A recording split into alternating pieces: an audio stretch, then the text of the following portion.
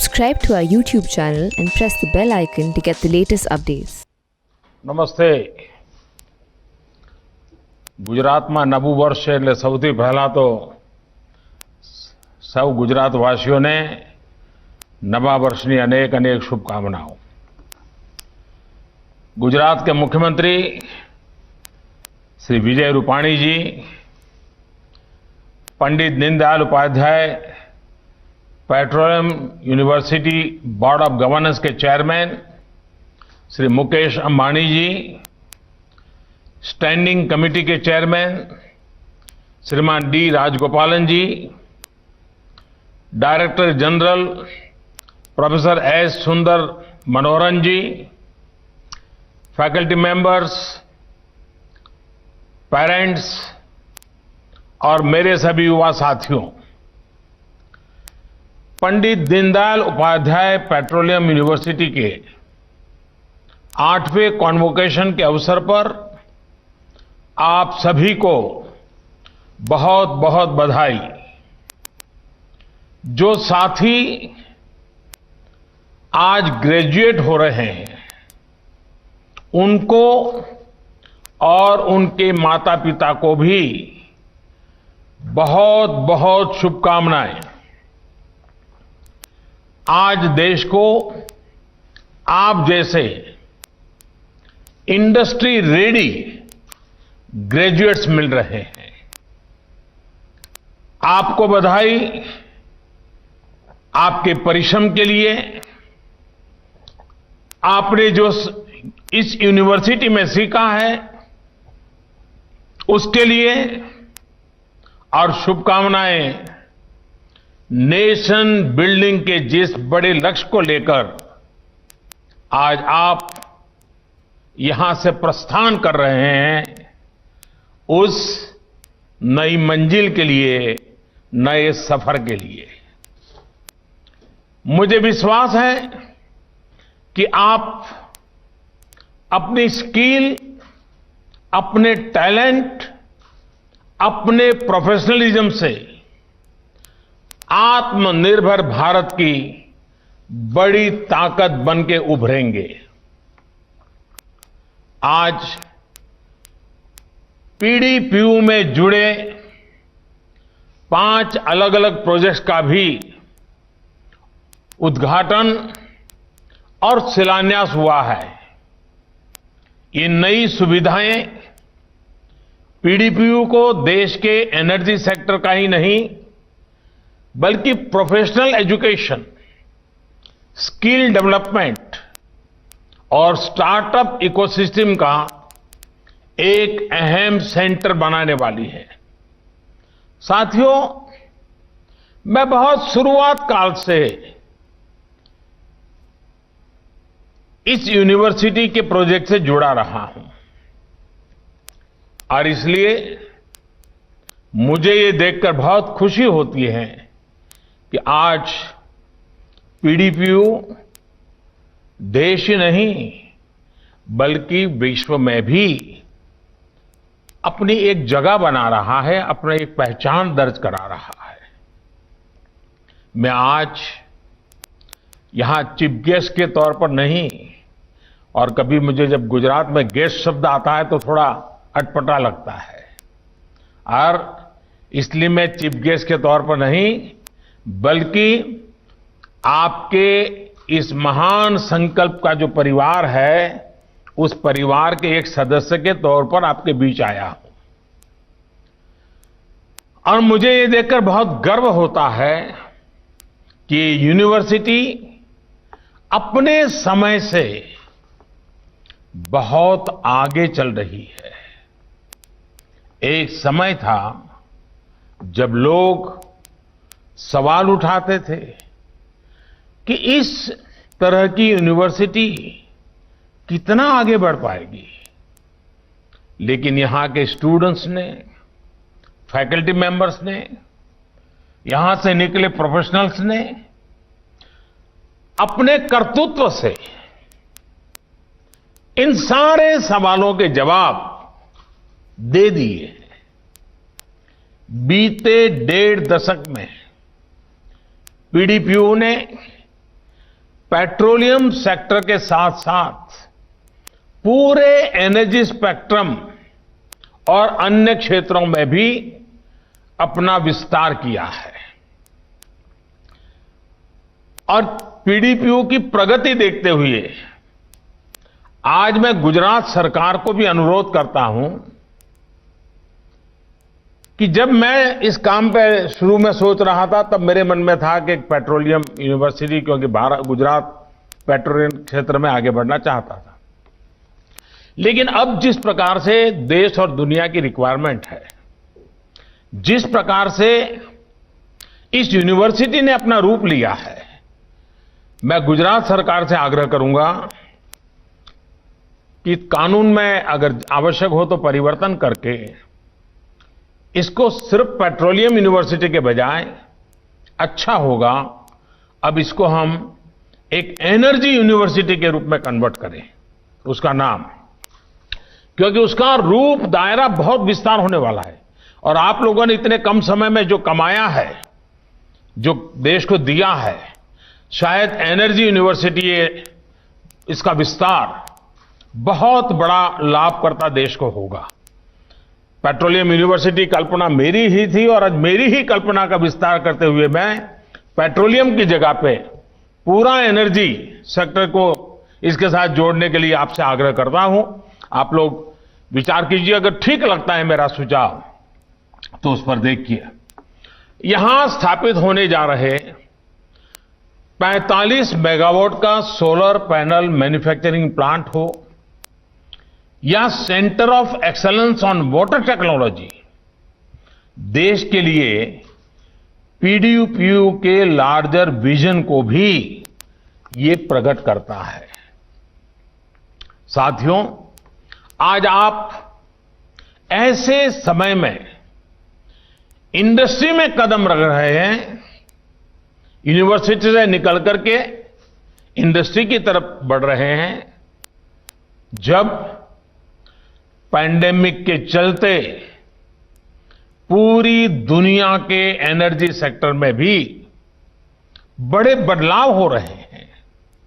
ऐसे में आज भारत में एनर्जी सेक्टर में ग्रोथ की, एंटरप्राइज स्पिरिट की, एम्प्लॉयमेंट की असीम संभावनाएं हैं। यानी आप सभी सही समय पर सही सेक्टर में पहुंचे हैं।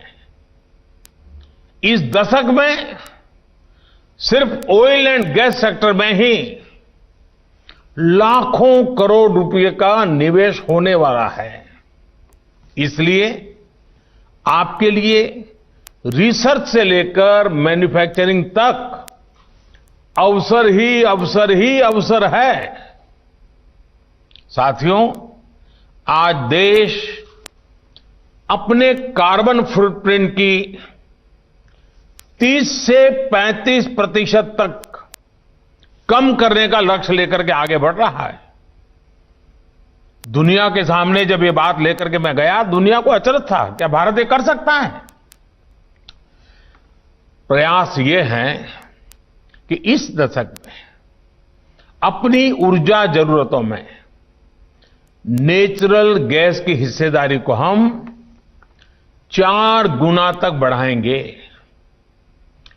देश की ऑयल रिफाइनिंग कैपेसिटी को भी आने वाले 5 सालों में करीब करीब 2 गुना करने के लिए काम किया जा रहा है। इसमें भी आप सभी के लिए अनेक अनेक संभावनाएं हैं। देश की एनर्जी सिक्योरिटी से जुड़े स्टार्टअप इकोसिस्टम को मजबूत करने के लिए भी लगातार काम हो रहा है। इस सेक्टर के आप जैसे स्टूडेंट्स और प्रोफेशनल्स के लिए एक विशेष फंड भी बनाया गया है। अगर आपके पास भी कोई आइडिया हो, कोई प्रोडक्ट हो या कोई कंसेप्ट हो जिसे आप इंक्यूबेट करना चाहते हैं, तो ये फंड आपके लिए एक बेहतरीन अवसर भी है, एक सरकार की तरफ से तोहफा भी है। वैसे मुझे एहसास है कि आज जब मैं आपसे ये बातें कर रहा हूं तो थोड़ी चिंता भी होगी। आप सोच रहे होंगे कि कोरोना का समय है, पता नहीं कब सब ठीक होगा, और इनमें से आपके मन में जो चिंताएं आती हैं वो स्वाभाविक भी हैं। एक ऐसे समय में ग्रेजुएट होना, जब पूरी दुनिया इतने बड़े संकट से जूझ रही है, ये कोई आसान बात नहीं है। लेकिन याद रखिए, आपकी ताकत, आपकी क्षमताएं इन चुनौतियों से भी कहीं ज्यादा बड़ी हैं। इस विश्वास को कभी खोना मत। प्रॉब्लम्स क्या है, इससे ज्यादा महत्वपूर्ण यह है कि आपका पर्पज क्या है, आपके प्रेफरेंसेस क्या है और आपका प्लान क्या है। और इसलिए ये जरूरी है कि आपके पास एक पर्पज हो, प्रेफरेंसेस तय हो, और उसके लिए बहुत ही परफेक्ट प्लान भी हो।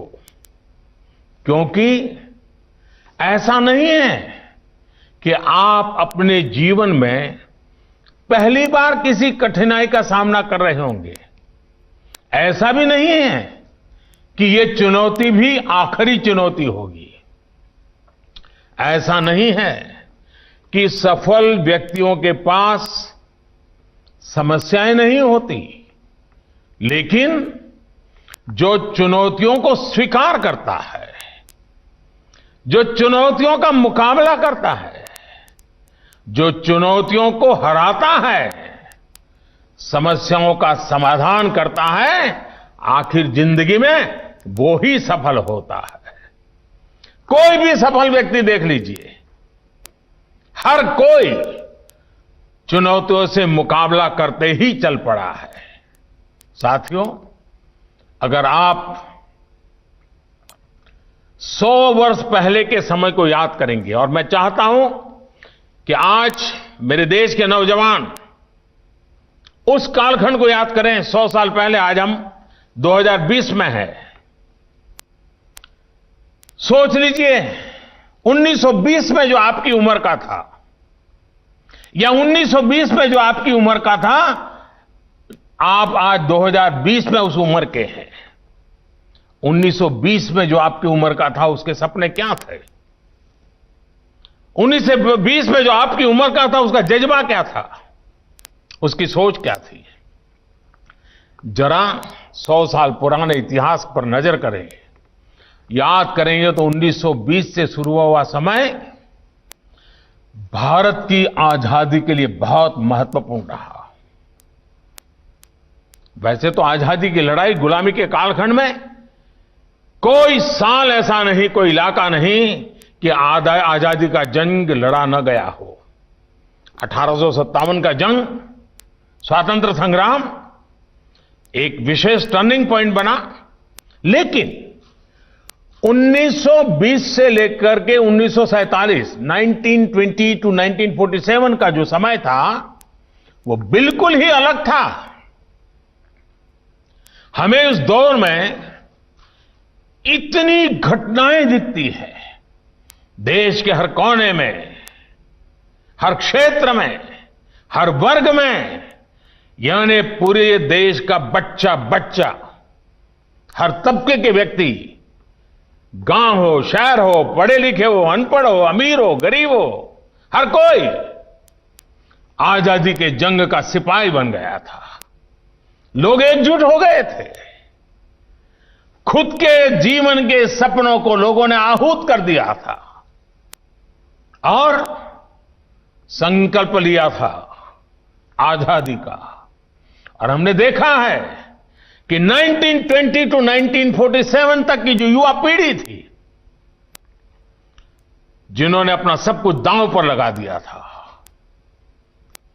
आज कई बार हमें तब की युवा पीढ़ी से ईर्ष्या भी होती है।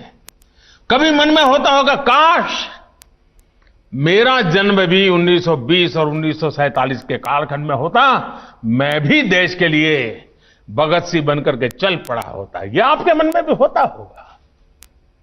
लेकिन दोस्तों, हमें उस समय देश के लिए मरने का मौका नहीं मिला, आज हमें देश के लिए जीने का मौका मिला है। उस समय के नौजवान भी अपना सब कुछ देश के लिए अर्पित करके सिर्फ एक लक्ष्य के लिए काम कर रहे थे। और लक्ष्य क्या था? एक ही लक्ष्य था, भारत की आजादी, मां भारती को गुलामी की जंजीरों से मुक्त कराना। और उसमें कई धाराएं थी, अलग अलग विचार को लेकर लोग थे, लेकिन सब धाराएं एक ही दिशा में चल रही थी, और वो दिशा थी मां भारती की आजादी। चाहे महात्मा गांधी का नेतृत्व हो, चाहे सुभाष बाबू का नेतृत्व हो, चाहे भगत सिंह सुखदेव राजगुरु का नेतृत्व हो, चाहे वीर सावरकर का नेतृत्व हो, हर कोई, धाराएं अलग अलग होंगी, मार्ग अलग होंगे, रास्ते अलग होंगे, लेकिन मंजिल एक थी, मां भारती की आजादी। कश्मीर से लेकर के काला पानी तक हर काल कोठरी में, हर फांसी के फंदे पर से एक ही आवाज उठती थी, दीवारें एक ही बातों से गूंजती थी, फांसी की रस्सियां एक ही बात से सुशोभित होती थी, और वो नारा होता था, वो संकल्प होता था, वो जीवन की श्रद्धा होती थी, मां भारती की आजादी। मेरे नौजवान साथियों, आज हम उस दौर में नहीं है, लेकिन आज भी मातृभूमि की सेवा का अवसर वैसा ही है। अगर उस समय नौजवानों ने अपनी जवानी आजादी के लिए खपाई, तो हम आत्मनिर्भर भारत के लिए जीना सीख सकते हैं, जी करके दिखा सकते हैं। आज हमें आत्मनिर्भर भारत के लिए खुद ही एक आंदोलन बन जाना है, एक आंदोलन का सिपाही बनना है, एक आंदोलन का नेतृत्व करना है। आज हमें आत्मनिर्भर भारत के लिए हर हिंदुस्तानी को, और खास करके मेरे नौजवान साथियों, आपसे मेरी अपेक्षा है, हमें अपने आप को खपाना है। आज का भारत परिवर्तन के एक बड़े दौर से गुजर पाना है। आज का भारत परिवर्तन के एक बड़े दौर से गुजर रहा है। आपके पास वर्तमान के साथ ही भविष्य के भारत का निर्माण करने की भी बहुत बड़ी जिम्मेदारी है। आप सोचिए, कैसे गोल्डन पीरियड में हैं आप, शायद आपने भी नहीं सोचा होगा। भारत की स्वतंत्रता के 75 वर्ष 2022 में हो रहे हैं, और भारत की आजादी के 100 साल 1947 में हो रहे हैं। मतलब कि ये 25 साल आपके जीवन के सबसे महत्वपूर्ण साल, जीवन के सबसे महत्वपूर्ण साल है। देश के 25 महत्वपूर्ण साल और आपके 25 महत्वपूर्ण वर्ष एक साथ है, इन ट्यून है। ऐसा सौभाग्य शायद ही किसी को मिलेगा जो आपको मिला है। आप देखिए, जीवन में वही लोग सफल होते हैं वही लोग कुछ कर दिखाते हैं जिनके जीवन में सेंस ऑफ रिस्पॉन्सिबिलिटी का भाव होता है। सफलता की सबसे बड़ी शुरुआत, उसकी कुंजी सेंस ऑफ रिस्पॉन्सिबिलिटी होती है। और कभी बारीकी से आप देखोगे, जो विफल होते हैं उनके जीवन की तरफ देखोगे, आपके दोस्तों की तरफ देखोगे, तो उसका कारण हो उनके मन में हमेशा सेंस ऑफ रिस्पॉन्सिबिलिटी के बजाय सेंस ऑफ बर्डन, इसके बोझ के नीचे दबे हुए रहते हैं। यार क्या करूं, एग्जाम आ रही है, यार क्या करूं, जल्दी जाना, हर बार बर्डन।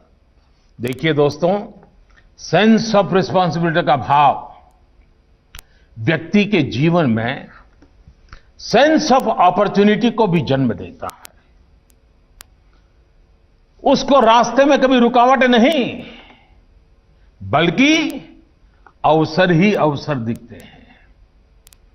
सेंस ऑफ रिस्पॉन्सिबिलिटी व्यक्ति के पर्पस ऑफ लाइफ के साथ ट्यून्ड हो, उनके बीच में कॉन्ट्राडिक्शन नहीं होना चाहिए, उनके बीच में संघर्ष नहीं होना चाहिए। सेंस ऑफ रिस्पॉन्सिबिलिटी और पर्पस ऑफ लाइफ दो ऐसी पटरियां हैं जिन पर आपके संकल्पों की गाड़ी बहुत तेजी से दौड़ सकती है। मेरा आपसे आग्रह है कि अपने भीतर एक सेंस ऑफ रिस्पॉन्सिबिलिटी को जरूर बनाए रखिएगा। ये सेंस ऑफ रिस्पॉन्सिबिलिटी देश के लिए हो, देश की जरूरतों को पूरा करने के लिए हो। आज देश अनेक सेक्टर्स में तेजी के साथ आगे बढ़ रहा है। साथियों, इच्छाओं के अंबार से संकल्प की शक्ति अपरंपार होती है। करने को बहुत कुछ है, देश के लिए पाने को बहुत कुछ है, पर आपका संकल्प, आपके लक्ष्य फ्रैगमेंटेड नहीं होने चाहिए, टुकड़ों में बिखरे पड़े नहीं होने चाहिए। आप कमिटमेंट के साथ आगे बढ़ेंगे, आप खुद में एनर्जी का एक विशाल भंडार भी महसूस करेंगे। आपके भीतर का जो एनर्जी का पूल है, वो आपको दौड़ाएगा, नए नए आइडिया देगा, नई ऊंचाई पर ले पहुंचाएगा। और एक बात को आपको ध्यान में रखना चाहिए, आज हम जो भी हैं, जहां भी पहुंचे हैं, थोड़ा मन को पूछ लेना, क्या इसलिए आप पहुंचे हैं कि आप अच्छे मार्क्स ले आए थे? क्या इसलिए पहुंचे हैं कि आपके मां बाप के पास पैसे बहुत थे? क्या इसलिए पहुंचे हैं कि आपके पास प्रतिभा थी? ठीक है, इन सारी बातों का योगदान होगा, लेकिन अगर ये सोच है तो ये सोच बहुत अधूरी है। आज हम जहां भी हैं, जो भी है, हमसे ज्यादा हमारे अगल बगल के लोगों का योगदान है, समाज का योगदान है, देश का योगदान है, देश के गरीब से गरीब का योगदान है, तब जाकर मैं आज यहां पहुंचा हूं। कभी कभी हमें इसका एहसास ही नहीं होता है। आज भी जिस यूनिवर्सिटी में, उसे बनाने में कितने ही मजदूर भाई बहनों ने अपना पसीना बनाया होगा, कितने ही मध्यम वर्गीय परिवारों ने अपना टैक्स दिया होगा, तब जाकर के ये यूनिवर्सिटी बनी होगी, इस यूनिवर्सिटी में आपकी पढ़ाई होगी है। ऐसे कई लोग होंगे जिनके नाम का आपको पता भी नहीं होगा, लेकिन उनका भी आपकी जिंदगी में कुछ न कुछ योगदान है। हमें हमेशा ये एहसास होना चाहिए कि हम उन लोगों के भी ऋणी हैं, हम पर उनका भी कर्ज है। हमें समाज ने, देश ने यहां तक पहुंचाया है, इसलिए हमें भी संकल्प लेना होगा कि हम भी देश को का जो ऋण हम पर है, उस ऋण को मैं उतारूंगा, मैं उससे समाज को वापस करूंगा। साथियों, मानव जीवन के लिए गति और प्रगति अनिवार्य है। साथ साथ हमें भावी पीढ़ी के लिए प्रकृति और पर्यावरण की रक्षा करना भी उतना ही आवश्यक है। जैसे क्लीन एनर्जी उज्जवल भविष्य की एक आशा है, जैसे भविष्य के लिए, प्रकृति के लिए, पर्यावरण के लिए, विकास के लिए क्लीन एनर्जी की बात होती है, वैसे ही जीवन में भी दो बातें जरूरी है। मैं आपको उपदेश नहीं दे रहा हूं, अपने अनुभव से बताता हूं। दो बातें बहुत जरूरी है। एक क्लीन स्लेट और दूसरा क्लीन हार्ट। हम अक्सर सुनते हैं, आप भी बोलते होंगे, आप भी सुनते हैं, छोड़ो यार ये तो ऐसा ही है, छोड़ो यार कुछ नहीं होगा, अरे यार अपना क्या है, चलो एडजस्ट कर लो, चलो चलते चलो। कई बार लोग बोलते हैं कि देश में ये सब ऐसे ही चलेगा, हमारे यहां तो ऐसे ही होता रहा है। अरे भाई यही तो अपनी परंपरा है, ऐसे ही होना है। साथियों, ये सारी बातें हारे हुए मन की बातें हुई है, ये टूटे हुए मन की बातें होती है। एक प्रकार से जिसको जंग लग गया ऐसे मस्तिष्क की बातें होती है। ये सारी बातें कुछ लोगों के मन मस्तिष्क में चिपक जाती है, वो इसी अप्रोच के साथ हर काम करते हैं।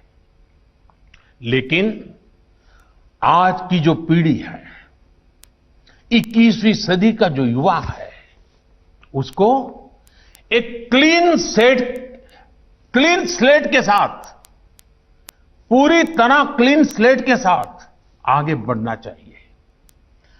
कुछ लोगों के मन में ये जो पत्थर की लकीर बनी हुई है कि कुछ बदलेगा नहीं, उस लकीर को क्लीन करना होगा। इसीलिए क्लीन स्लेट, उसी प्रकार से क्लीन हार्ट, इसका अर्थ मुझे नहीं समझाना पड़ेगा। क्लीन हार्ट का मतलब ही है साफ नियत। साथियों, जब आप प्री कंसीव नोशन के साथ आगे बढ़ते हैं, तो किसी भी नई चीज के लिए दरवाजे आप खुद ही बंद कर देते हैं। साथियों, अभी से 20 साल पहले का समय था जब मैं पहली बार गुजरात का मुख्यमंत्री बना था। अनेक चुनौतियां थी, अनेक स्तर पर काम हो रहा था। अब मैं नया नया मुख्यमंत्री बना, मैं पहले दिल्ली में रहता था, अचानक मुझे गुजरात आना पड़ा। मेरे पास रहने के लिए तो कोई जगह नहीं थी, तो गांधीनगर के सर्किट हाउस में मैंने कमरा बुक कर लिया। अभी शपथ होना बाकी था, लेकिन तय हो चुका था मैं मुख्यमंत्री बनने जा रहा हूं। तो स्वाभाविक है, लोग गुलदस्ते लेकर के आ जाते हैं, मिल जाते हैं, लोग मिलने आते थे। लेकिन जो भी आते थे वो बातचीत में अक्सर मुझे ये कहते थे कि मोदी जी, अब आप मुख्यमंत्री बन रहे हैं, एक काम जरूर कीजिए। करीब करीब 70-80% लोग यही बताए। क्या कहते थे, आपको भी सुनकर के आश्चर्य होगा। वो कहते थे कि मोदी जी कुछ भी कीजिए, कम से कम शाम को खाना खाते समय बिजली मिले, इतना तो करिए। मैं कहता हूं 2001 में जब मैं मुख्यमंत्री बना, तब गुजरात के लोग मुझे मिलते थे, यही कहते थे, साहब कम से कम शाम को खाना खाते समय बिजली मिले, ऐसा कुछ करो ना। इससे आप सोच सकते हैं कि बिजली की क्या हालत थी उस समय। और मैं भी जिस तरह के परिवार से आता हूं, मुझे भी ये पता, अच्छी तरह पता था कि बिजली का होना और न होना कितना महत्व रखता है। मैंने सोचा कि भाई लोगों की समस्या का कोई परमानेंट सॉल्यूशन है क्या। और मैं अफसरों से बात कर रहा था, चर्चाएं कर रहा था, लेकिन वही, अरे भाई ये तो ऐसे ही है, हमारे पास बिजली जितनी है तो हम ऐसा ही कर सकते हैं, जब ज्यादा बिजली पैदा करेंगे तब देखेंगे, यही जवाब आते थे।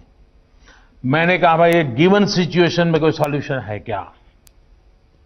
अब ईश्वर कृपा से एक विचार मन में आया, स्थितियों को देखते हुए मैंने कहा भाई एक काम कर सकते हैं क्या, जो एग्रीकल्चर फीडर है वो और जो डोमेस्टिक फीडर है, क्या हम दोनों को अलग कर सकते हैं क्या। एग्रीकल्चर, क्योंकि लोग एक ऐसी हवा बना के बैठे थे कि साहब खेती में बिजली का चोरी होता है, डिकना होता है, फलाना, भांति भांति की बातें मैं सुनता था।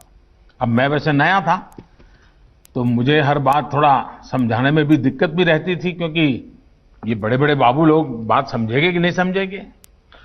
और मैं कहता था भाई ये दो फीडर हम अलग करें तो कैसा। कोई सहमत नहीं हुआ, क्योंकि प्री कंसीव्ड नोशन था, ये नहीं हो सकता है। कुछ लोगों ने मुंह पे भी कह दिया कि साहब ये तो संभव नहीं है, ये तो इम्पॉसिबल है। किसी ने आर्थिक स्थिति नहीं है, किसी ने कहा बिजली नहीं है, किसी ने कहा ये व्यवस्था कैसे है, सब चलता रहा। आप हैरान हो जाएंगे, इसके लिए जो फाइलें चली, वो फाइलों का मुझे लगता है वजन भी 5-7-10 किलो तक शायद पहुंच गया होगा। और हर बार हर अफसर नेगेटिव लिखता था, हर कोई। अब मैं लगा रहा था ये कुछ करना है मुझे। इसके बाद मैंने एक सेकंड ऑप्शन शुरू किया कि मैंने कहा ये अफसरों के साथ और इसके जो बनी है, मैं कुछ भी कहने जाऊंगा पता नहीं। तो मैंने एक उत्तर गुजरात में एक सोसाइटी थी जिनके साथ 45 गांव जुड़े थे, उनको बुलाया। मैंने कहा भाई एक मेरा ये सपना है कि आप कर सकते हैं क्या। तो उनका साहब हमको सोचने दीजिए। मैंने कहा इंजीनियर वगैरह की मदद लीजिए, मेरी इतनी इच्छा है कि 45 गांवों में जो बिजली जाती है वहां मैं एग्रीकल्चर और डोमेस्टिक को फीडर अलग करना चाहता हूं। तो दोबारा आए, उन्होंने कहा साहब हमें कोई मदद की जरूरत नहीं, हमें 10 करोड़ रुपए इस पर खर्च करने की गुजरात सरकार हमें मंजूरी दे दे। जो कोऑपरेटिव सोसाइटी के रूल्स रेगुलेशन होते हैं उसमें थोड़ी मदद करिए। मैंने कहा ये मेरी जिम्मेवारी, हमने परमिशन दी है। उन्होंने ये काम शुरू किया। मैंने इंजीनियरों को जरा आग्रह से किया भाई जरा करिए इस काम को। और उन 45 गांवों में डोमेस्टिक फीडर और एग्रीकल्चर फीडर को अलग किया। परिणाम ये आया कि खेती में जितना समय बिजली देनी थी देते थे, वो अलग टाइम था। घरों में 24 घंटे बिजली पहुंचने लगी।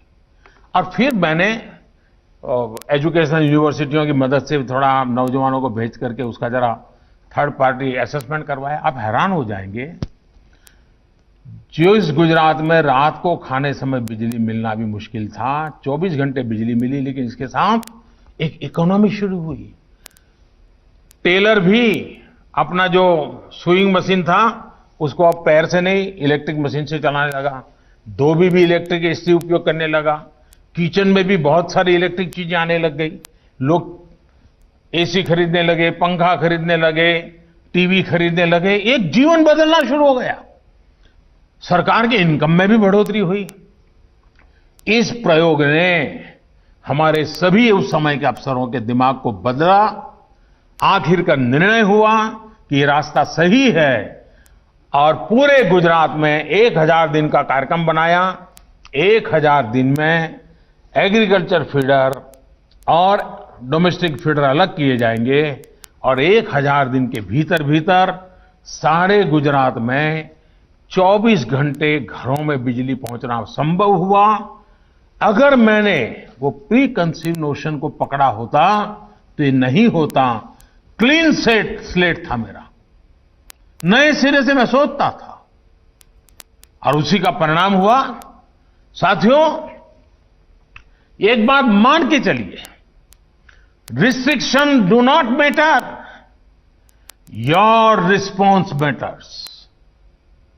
मैं आपको एक और उदाहरण देता हूं। ये मैं कोई अपनी वाहवाही करने के लिए नहीं कह रहा हूं, लेकिन कभी ध्यान में आता है कि हम किस प्रकार से बदलाव ला सकते हैं। गुजरात पहला राज्य था जिसने अपने स्तर पर सोलार पॉलिसी बनाई थी। तब ये बात आई थी कि सोलार बिजली की कीमत प्रति यूनिट 12-13 रुपया तक जाएगी। ये कीमत उस समय के हिसाब से बहुत कम थी, क्योंकि थर्मल की जो बिजली थी वो 2, 2.5, 3 रुपये तक मिल जाती थी। वही बिजली अगर 13 रुपया, अब आप जानते हैं आजकल जिस प्रकार से हो हल्ला करने की फैशन है, हर चीज में नुक्स निकालने की फैशन है, उस समय तो, और मेरे लिए तो बड़ी परेशानियां रहती थी। अब मेरे सामने विषय आया कि साहब ये तो बहुत बड़ा तूफान खड़ा हो जाएगा, कहां 2 रुपये 3 रुपये वाली बिजली और कहां 12-13 रुपये बिजली वाले हैं। लेकिन साथियों, मेरे सामने एक ऐसा पल था कि मुझे मेरी प्रतिष्ठा की चिंता करनी कि मेरे भावी पीढ़ी की चिंता करना। मुझे मालूम था कि ये इस प्रकार के निर्णय की मीडिया में बहुत धुलाई होगी, भांति भांति के करप्शन के आरोप लगेंगे, बहुत कुछ होगा। लेकिन मैं क्लीन हार्ट था, मैं जेन्युइनली मानता था कि हमें कुछ न कुछ तो लाइफस्टाइल बदलने के लिए करना पड़ेगा। आखिरकार हमने फैसला लिया, सोलार एनर्जी की तरफ जाने का फैसला लिया, और हमने ईमानदारी के साथ ये निर्णय किया, उज्जवल भविष्य के लिए किया, एक विजन के साथ किया। गुजरात में सोलार प्लांट की शुरुआत हुई, बहुत बड़ी मात्रा में हुई। लेकिन उसी समय जब गुजरात ने पॉलिसी बनाई तो भारत सरकार ने भी फुल स्टॉप कॉमा के साथ वही पॉलिसी उस समय बनाई। जब मैं गुजरात का मुख्यमंत्री था, आपको मालूम है वहां दिल्ली में किसकी सरकार थी, उन्होंने बनाई। लेकिन उन्होंने क्या किया, उन्होंने 18-19 रुपया दाम तय किया। अब हमारे अफसर आए, बोले साहब ये हम 12-13 देंगे, ये 18-19 देंगे, तो हमारे यहां कौन आएगा। मैंने कहा बिल्कुल नहीं, मैं 12-13 पर ही टिका रहूंगा, 18-19 की मैं देने को तैयार नहीं हूं। लेकिन हम डेवलपमेंट के लिए एक ऐसा इकोसिस्टम देंगे, ट्रांसपेरेंसी देंगे, स्पीड करेंगे, दुनिया हमारे यहां आएगी, एक अच्छे गवर्नेंस के मॉडल के साथ आगे बढ़ेंगे। और दोस्तों, आज देख रहे हैं आप कि गुजरात ने जो सोलार का इनिशिएटिव लिया, आज गुजरात सोलर पावर जनरेशन में कहां पहुंचा है वो आपके सामने साक्षी हैं। और आप स्वयं यूनिवर्सिटी आज एक काम को आगे बढ़ाने के लिए आगे आए हैं। जो 12-13 रुपये से शुरू हुआ था, वो पूरे देश में सोलार एक मूवमेंट बन गया। और यहां आने के बाद तो मैंने इंटरनेशनल सोलार अलायंस, आईसा, एक ऐसी संस्था का निर्माण किया है जिसमें दुनिया के करीब 80-85 देश उसके मेंबर बन गए हैं और पूरे दुनिया में मूवमेंट का कारण बन गए हैं।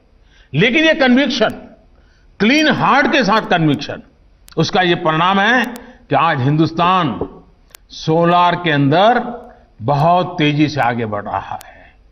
आज प्रति यूनिट कीमत 12-13 से कम होकर के 2 रुपये से भी कम पहुंच गई है। आज देश की भी एक प्रमुख प्राथमिकता सोलर पावर बन गया है और हमने 2022 तक 175 गीगावाट रिन्यूएबल एनर्जी के लिए निर्णय संकल्प किया हुआ है। और मुझे विश्वास है कि हम 2022 के पहले इसको पूरा कर लेंगे और 2030 तक रिन्यूएबल एनर्जी का हमारा लक्ष्य है 450 गीगावाट। बहुत बड़ा लक्ष्य है, ये भी समय से पहले पूरा होगा, ये मेरा विश्वास है। There is no such thing that can not happen. There is either I will make it happen और I will not make it happen. ये विश्वास आपको हमेशा काम आएगा। साथियों, बदलाव चाहे खुद में करना हो या दुनिया में करना हो, बदलाव कभी एक दिन, एक हफ्ते या एक साल में नहीं होता। बदलाव के लिए थोड़ा ही प्रयास, लेकिन थोड़ा थोड़ा निरंतर प्रयास, लगातार सस्टेन हमें हर दिन करता पड़ता है। नियमित होकर किए गए छोटे छोटे काम बहुत बड़े बदलाव लाते हैं। अब जैसे कि आप अगर हर दिन कम से कम 20 मिनट कुछ नया पढ़ने का या सीखने की आदत डाल सकते हैं, इसी तरह आप ये भी सोच सकते हैं कि क्यों न हर दिन 20 मिनट कुछ नया सीखने के लिए डेडिकेट किए जाएं। एक दिन में अगर आप देखोगे तो ये केवल 20 मिनट की ही बात होगी, लेकिन यही 20 मिनट एक साल में 120 घंटे बराबर हो जाएंगे। ये 120 घंटों का प्रयास आपके भीतर कितना बड़ा बदलाव कर देगा, ये महसूस करके आप खुद भी हैरान हो जाएंगे। साथियों, आपने क्रिकेट में भी देखा होगा, जब किसी टीम को बहुत बड़ा टारगेट चेज करना होता है तो वो ये नहीं सोचती कि उसे टोटल कितने रन बनाने हैं। बैट्समैन ये सोचते हैं कि उसे हर ओवर में कितने रन बनाने चाहिए। यही मंत्र फाइनेंशियल प्लानिंग में भी बहुत लोग लेकर चलते हैं। हर महीने 5,000 रुपया जमा करते हैं और 2 साल में 1 लाख से ज्यादा रुपये इकट्ठा कर हो जाता है। इसी तरह से सतत प्रयास, सस्टेन एफर्ट्स आपके अंदर वो कैपेबिलिटीज बिल्ड कर देते हैं जिसका असर शॉर्ट टर्म में तो नहीं दिखता, लेकिन लॉन्ग रन में ये बहुत बड़ी आपकी अमानत बन जाता है, बहुत बड़ी शक्ति बन जाता है। राष्ट्रीय स्तर पर जब देश भी ऐसे ही सस्टेन एफर्ट्स के साथ चलता है तो उसके भी ऐसे ही परिणाम होते हैं। उदाहरण के तौर पर स्वच्छ भारत अभियान को ही लीजिए। हम सफाई के बारे में केवल गांधी जयंती पर, केवल अक्टूबर में ही नहीं होते, लेकिन हम हर दिन इसके लिए प्रयास करते हैं। मैंने भी 2014 से लेकर 2019 के बीच लगभग मन की बात में हर कार्यक्रम में सफाई को लेकर लगातार देशवासियों से चर्चा की है, बातचीत की है, उनसे आग्रह भी किया है। हर बार अलग अलग मुद्दों पर थोड़ी थोड़ी बात होती रही, लेकिन लाखों करोड़ लोगों के छोटे छोटे प्रयासों से स्वच्छ भारत एक जन आंदोलन बन गया। सस्टेन एफर्ट्स का यही प्रभाव होता है, ऐसे ही परिणाम आते हैं। साथियों, 21वीं सदी में दुनिया की आशाएं और अपेक्षाएं भारत से हैं, और भारत की आशा और अपेक्षा आपके साथ जुड़ी है। मैं फिर कहता हूं, आपके साथ जुड़ी है। हमें तेज गति से चलना ही होगा, आगे बढ़ना ही होगा। पंडित दीनदयाल उपाध्याय जी ने अंत्योदय का विजन दिया, नेशन फर्स्ट, कि जिन सिद्धांतों को लेकर के वो चले, हमें मिलकर उन्हें और मजबूत करना है। हमारा हर काम राष्ट्र के काम हो, इसी भावना के साथ हमें आगे बढ़ना है। मैं एक बार फिर आप सभी को बहुत बहुत बधाई और उज्जवल भविष्य के लिए अनेक अनेक शुभकामनाएं देता हूं। बहुत बहुत धन्यवाद। आवजो।